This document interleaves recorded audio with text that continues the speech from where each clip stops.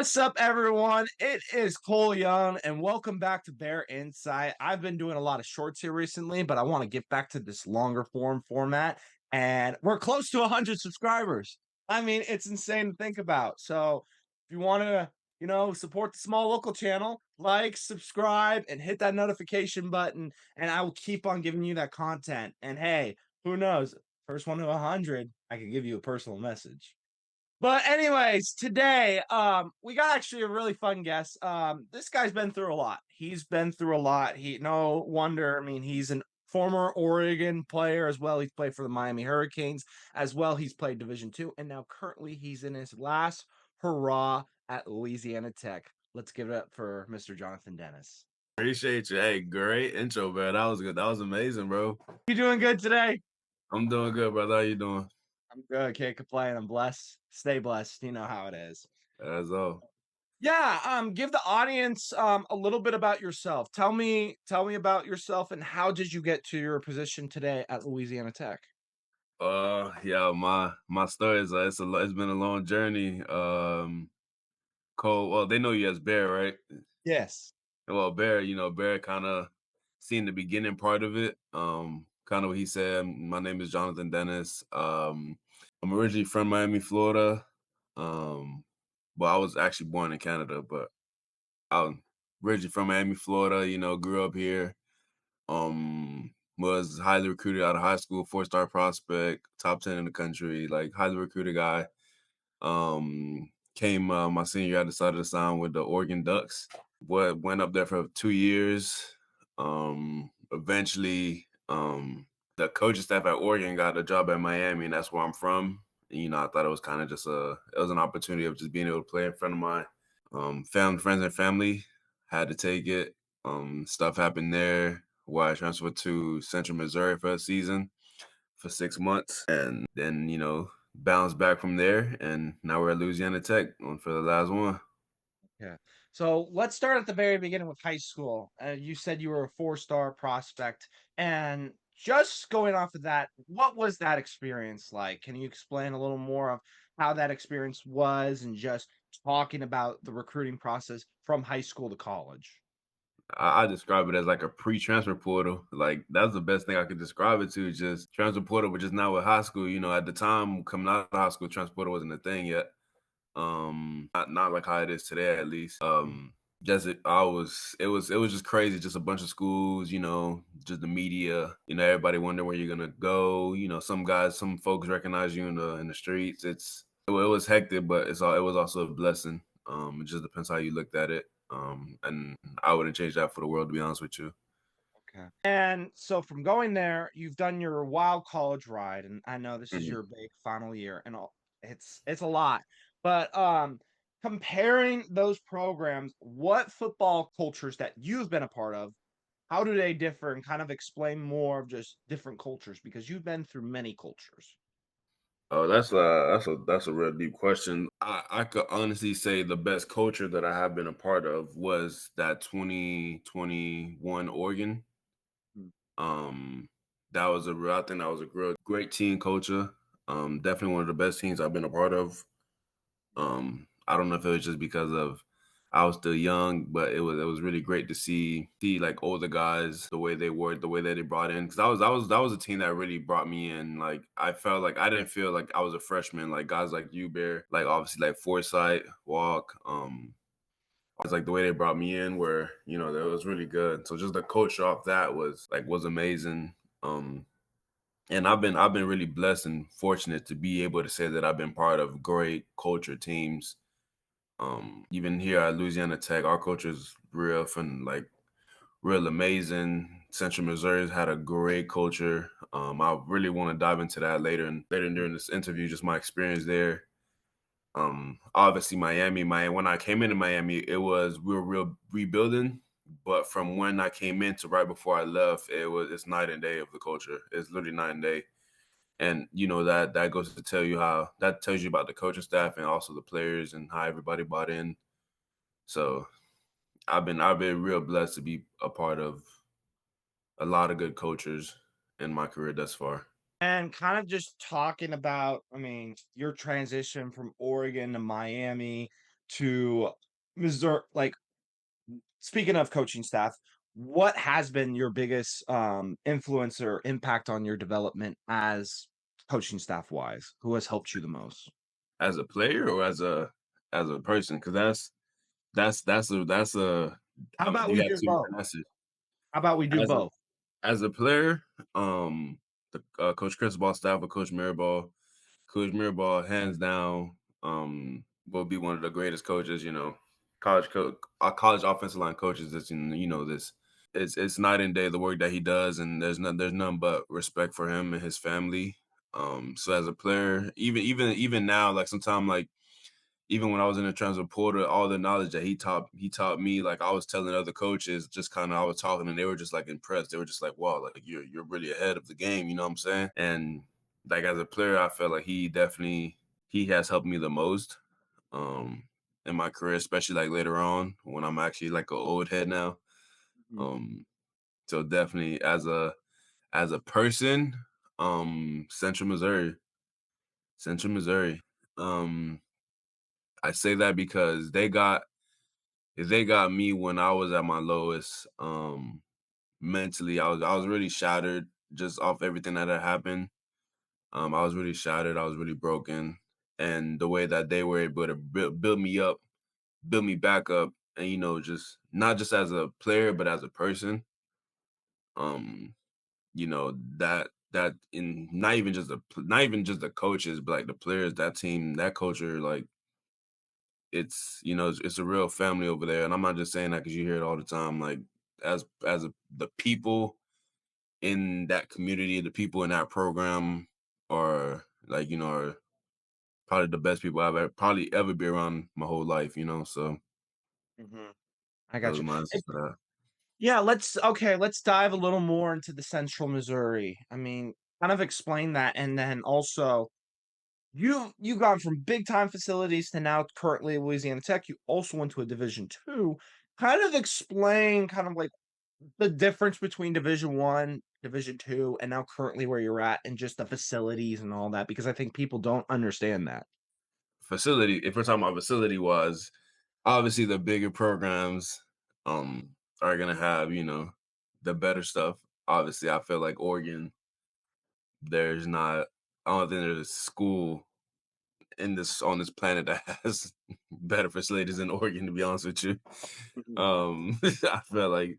I feel like that's that's set in stone one right there. Definitely top, in my opinion, top one, probably in the world, top three. I don't know. I don't think nobody can top them. Even from Miami, even the difference from Miami and Oregon are kind of big. Miami has nice facilities too.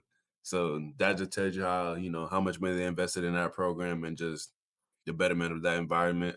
Um, at Central Missouri, we actually people will expect, because I know the rumors about D2s and stuff like that. People don't think they have great facilities at Central Missouri. We actually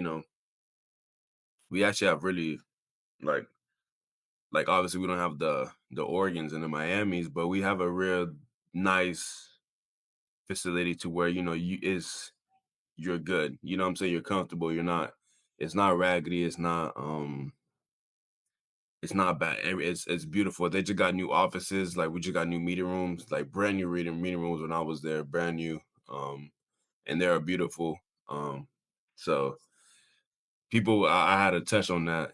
And obviously, like the D1s, group of fives, like they're good facilities. That from what you expect from a division group of five program at Louisiana Tech. They're good facilities. Obviously, they're not Miami and Oregon, but mhm. they're good. It depends where you're at, to be I honest with you. gotcha.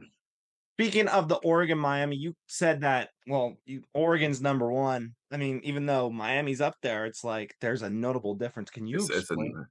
it's a notable difference, like and that just goes to show you how elite Oregon is. And Miami is an elite program. Like I'm talking about Mhm, facility wise, and Miami's an elite like facility. They are, you know, mhm. Power Five, obviously, so they're big time. You know what I'm saying? Yeah. But Oregon is just, I feel like we all have known everybody that's been around everybody that's been, that knows that's been around football knows that Oregon, you remember us as kids, we always watching the Oregon facility tours. Like we all been there, done that. You know what I'm saying? Like the wow. That's Oregon for you. That's what they're known for. That I mean, they're known for obviously more stuff, but just it's yeah, it's Oregon though. It's Oregon. I feel that. I feel that. I mean, and I was at Oregon, and I've been blessed there, and I'll tell you, they really put a lot of money into that. It's a And lot of so money in it. yeah, they do. And so we've talked quite a lot, but kind of now let's go back to your play a little bit and just talking about Mhm. offensive wise. Like, what do you think is the toughest thing as an older guy, as an older offensive lineman that you've seen over the past years? What's something you could be like, oh, I could do this better, or oh, I did not expect this going into college, going from high school to now college and being in college for how long you've been? Going on my six. Yeah, 6. Going on my six. Um, well, obviously, the biggest difference I would say from high school to, but I'm gonna start with high school to college. It's a technique thing. Um, in high school, you have some games where you could just bully a kid. You could just just overpower another person, depends on who you play. But in college, there's at every level I've been at, whether it was Power Five, Group of Five, Division Two, there's not. They are. They're still a grown man. You know what I'm saying? Mhm. You're not just gonna overpower a person every play. You know what I'm saying? Like you might get a few plays in and there when you get on the DB or something. Where you could just toss him around or whatever. But it really it really comes down to technique. Like you know what I'm saying? Like that's the biggest difference because I remember like my first few years, like I was like, oh, like I can't just muscle guy no more, and sometimes even sometimes now, like I'm a very strong guy. And I try to, sometimes I try to like muscle my way into things and sometimes it doesn't work just because the game is bigger than just muscling somebody. Just I get my hands under him. If I get one hand under him, I get one hand outside, and he has both hand insides. It doesn't matter if I'm benching 500, he's benching 300. I'm gonna get driven back a little bit. You know what I'm saying? Like, and or I'm not gonna move him as much as I want to move him. Just the leverage aspect, and back to just me being an older guy. I have to keep kind of telling myself that like it's a game within a game. It's not just like everybody always watches the receivers and stuff, and I don't blame them. That's Mhm. they sell money. You know what I'm saying? Cool. But like but like O line and like in the trenches is really a game within a game. Like one false step and you're a former lineman, like you know what it is. Like one little false step, like where you understep yourself. It's something as little as understepping yourself could lose you that whole rep. Um So it's really like that. It comes down to the little things, and the older I get, the more I understand that the little stuff. Just if I don't open up at that 45, or Mhm. if I'm not flat enough, like doesn't matter how fast I am, doesn't matter how strong I am. It's so this is like if I'm a jump set him, but I kind of open up a little bit, and I'm not actually like aggressive. Like little things like that could lose you a rep. That's the difference between the little stuff or a difference between uh getting a fourth down and getting a first down. Mhm. I So got you. that's the difference. Little Gotcha. thing. It all comes down to the details. Who did their details better? Yep. You know what I'm No, saying? that's totally perfect, and, yeah, just seeing offensive line play, and, I mean, we've both experienced it. The little Mhm. stuff matters, and it does amplify to what makes a good offensive lineman and a not so good offensive lineman, Exactly. so, yeah. And coming from that, speaking of offensive line, who's been some of your like teammates that you aspire to, or some people? I mean, you mentioned foresight and walk, but like who have also have helped you along the way, like that you feel like you've taken like some inspiration from? Bear, I'm gonna be real with you. I've been really, really blessed to be around some of the guys that I've been around with. Mhm, Um, not it's I have a list of guys, especially in the O line room that I've literally been blessed with to be in my life. Um, Foresight Walk, Gabe mhm, Clark from Central Missouri. Um, it's I've literally been blessed to be a part of some of the Logan. Like I've it's a list. I could you I could there's a dog. We'll be here. We'll be here all day if I start listening to people. It's just it's like the group of guys that I've been able to be a part of. Even guys on this team right now, were like Landon, Shanti, just those guys that I've been. We could be here all day just talking about that. I feel that. It's I've been real blessed. Can't complain there at all. Oh, that is a blessing. Um, so really quick, we'll talk about Louisiana Tech. How has that transfer portal been moving now from Central Missouri to Louisiana Tech? Kind of explain like how you feeling about the season and all. Like, just what are your thoughts about Louisiana Tech so far? See, before we get into that, like the when I was at Central Missouri, I told him like, okay, like my goal is I want to go back Division 1. I want to go back, whether that's FBS, Group of Five, FCS, whatever. Like I'm like, Mhm, my goal is to go back Division 1 after the season, and they were all on board with it. He said, etc. And had a se- had a season. Honestly, wasn't my best season. To be honest with you, wasn't my best season at all. Just and I feel like it was just a real mental hump that I was trying to get over. And mhm, I didn't get over it till like later in the season. Um, and part of it, I was like, okay, it's gonna be they might mess with me, they might not, like But I was like, we here now, we got to take a chance. We didn't come this far just to come this far. mhm, Um, enter the portal. At first, it was a lot of all right. Because fun fact, Division 2 portal opens before Division 1 portal. mhm. So at first, it was a lot of Division 2s that were just like texting. Man, you've been in the portal. Yeah. It's school. It's just a lot of schools that texting you, especially like when they see that you've been at bigger programs. They're like, it's a curiosity, like and then I know a lot of coaches were very curious on, it was my fourth school. This Louisiana Tech is my fourth school, so it's like, Mhm, I know a lot of coaches were very curious. Okay, why is he going to his fourth school now? What is like, is it like an issue with the kid? What is going on? Like, like if you're from the outside looking in, you don't know the story of what's really going on. You don't know the journey. mhm, Um, so just like, that was one of my most like I've had every coach that hit me up during this recruiting process going to Louisiana Tech has all brought up, why your fourth school. It's always been at first, is it a character issue? Most of them thought it was a character issue.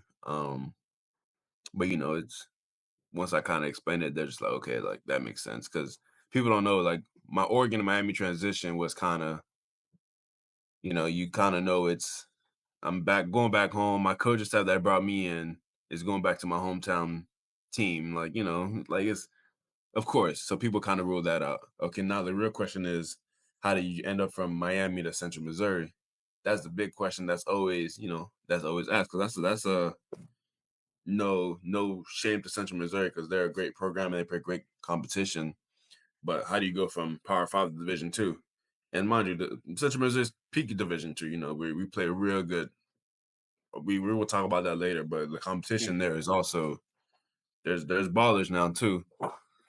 Then it's kind of like, okay, I'll tell them the story. Like, I had injuries. Coaches didn't think, coaches needed some roster spots. Didn't think, I'll be able to come back from where I came back from. And, you know, I wanted to bet on myself. That's what I went and did. Um, so then I tell them that part. Then okay, it's like, okay, well, you had a lot of injuries. Now tell me the injuries. So it was just always like it was always questions. It's a lot of they really dive in, especially when you're you know when you're going to your fourth school or whatever. Like you're going to a lot of schools. It's a lot of questions. It's a lot of questions.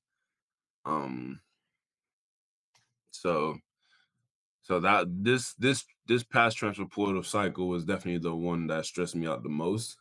Mhm. Um, like for sure stressed me out the most just because and it didn't stress me out. Like it stressed me out, but it was also like they were just asking the same question, and I was like, like this will happen. I had the same conversation with 10 different people a day, so it was just that, but I'm still grateful for that. Um, Good. And you're liking the move to Louisiana Tech, kind of so I'm, explain. lo- I'm loving it. Coach Young and Coach Cumby. Coach Young is my offensive line coach, and Coach Cumby, my head coach. They've been real.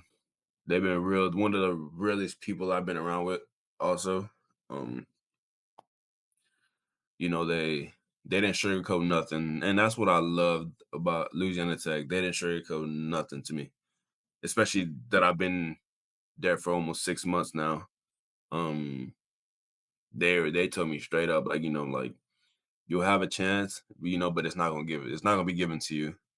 And I love that. I love when coaches they could tell you, like Coach Young told me straight up. He told me straight up.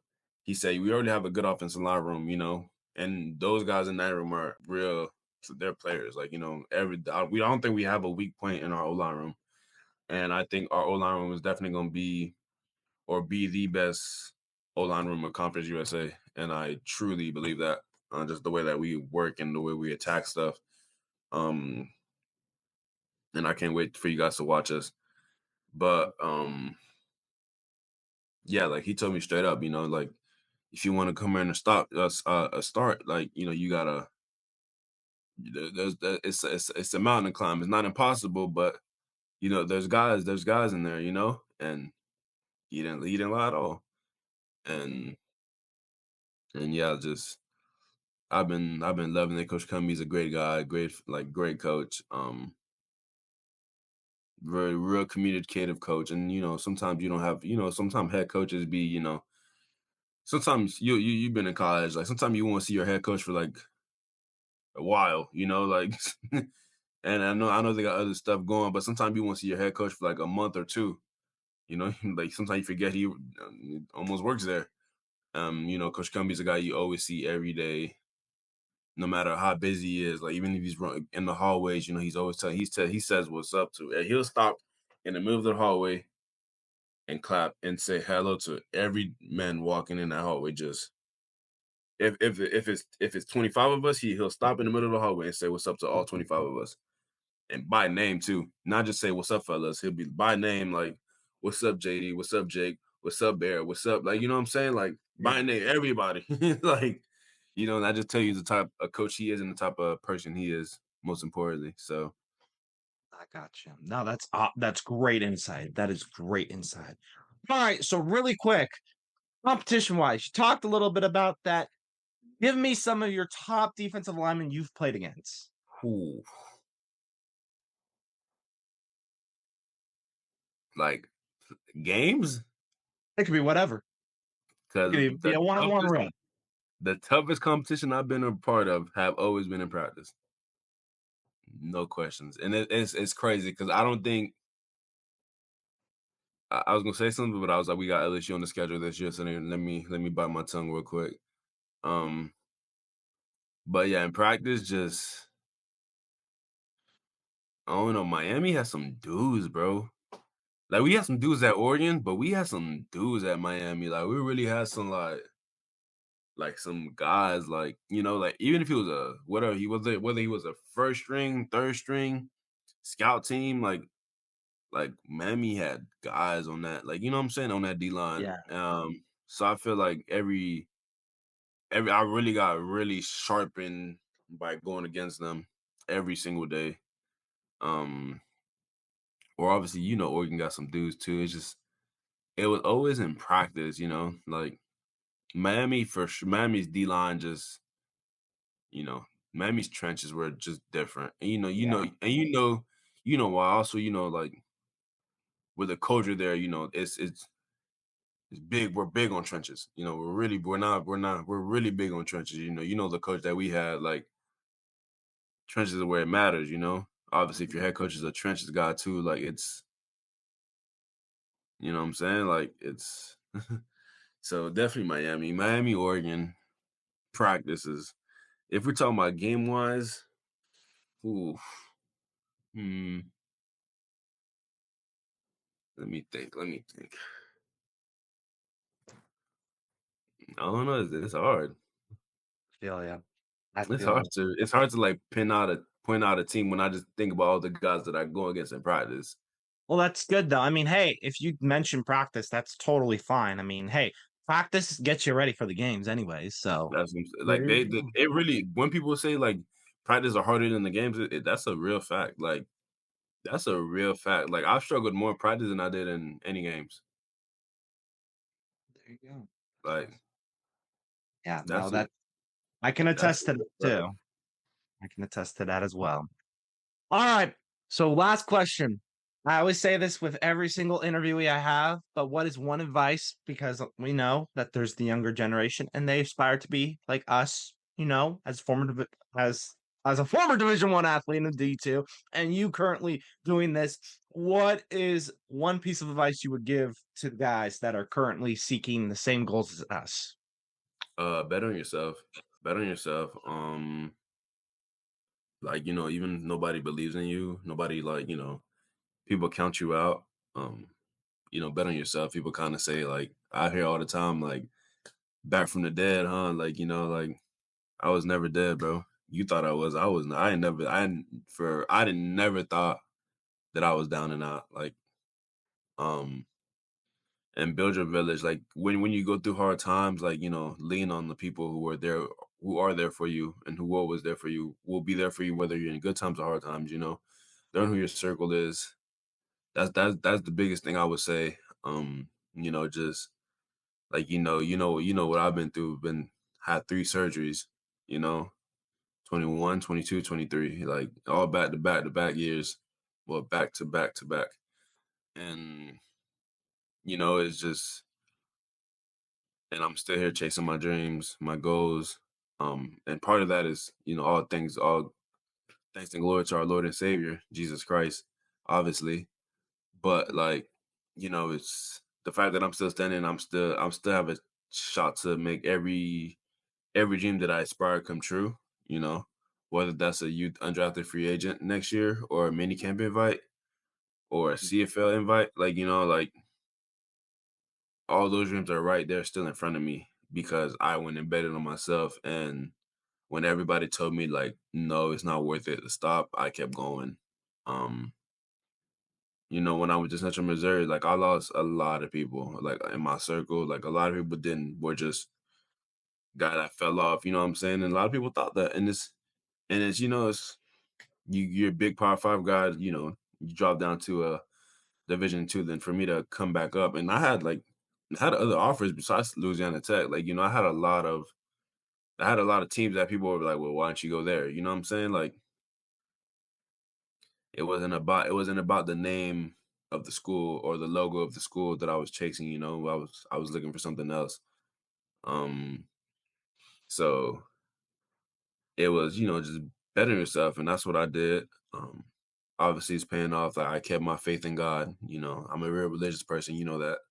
Yep. Um, like I kept my faith high.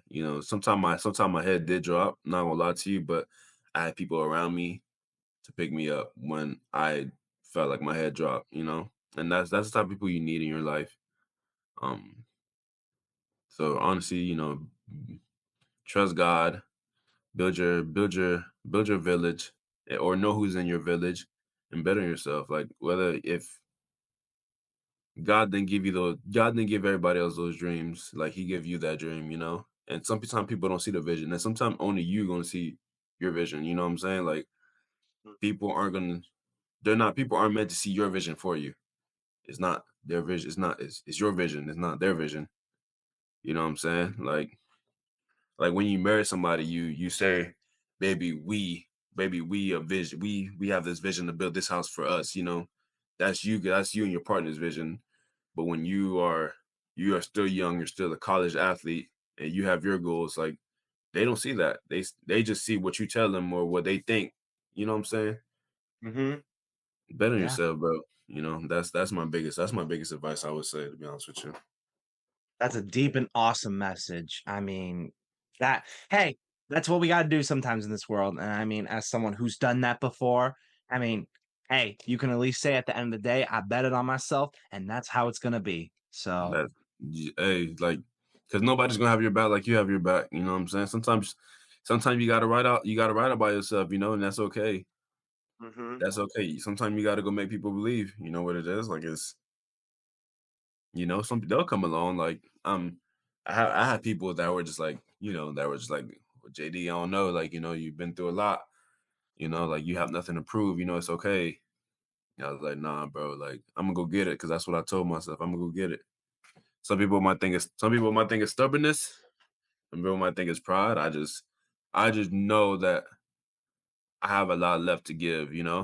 mhm, I just know that. Again, all thanks to God. All like praise God for that. But you know, I just know. And then some guys know when to. They're like, no, they don't want it. But this what I've been dreaming about this since I'm 23 years old. I've been dreaming about this since I've been 3 years old. Like, what I'm saying? Three some years old. Like, mhm. I'm not gonna let 3 years, 3 bad years affect 20 some years or whatever that I've been dreaming about this. Yeah, yeah, It's no, that's awesome. That's a great message to go off of. Ladies and gentlemen, Mr. Jonathan Dennis, he is at currently Louisiana Tech. It was a great interview. Thank you again. Thank you mm, again for doing this. You've been a real one, and now I really, really appreciate you coming in, giving us the insight on just what you've been through. And I can tell you've been through a lot. And I'm excited to see what you're going to be doing this upcoming season. You seem like you're determined, you're motivated, and we'll be rooting for you. thank you, bro. Thank you for having me on the show. Um, Just I love what you're doing, bro. You always been real ambitious, bro. Mm. you know, and one thing people like you always kept betting on yourself, bro. Every time, like every time even when you're pinned against the impossible, you didn't care, dog. And that mentality, like I'm real proud of you. Just the stuff that you keep doing, that you keep coming up with, and just how you just living your life and chasing your dreams, whatever dreams you have set for yourself, bro. I'm real proud of you for that, bro. That's it for the show. Thank you again, Jonathan Dennis. You've done a lot. And again, I'm excited for what's to come. Well, thank you for having me, bro. For real, it's been great talking to you. Thank you for bringing me on the show. Thank you, just for allowing me to kind of tell my story, not in depth how I wanted to, because I don't. It's still personal stuff. You guys could text me or DM me, wherever. Um, but yeah, just thank you for having me. Yeah. Yeah, no worries. Well, if you like what you saw today, remember to subscribe, like, hit the notification button. We're close to 100. I want to get that 100. Want to get that 100 up. You know what I mean? So we can celebrate. And that means it's time for me to give you guys more content. But thank you again. Have a great day, everyone.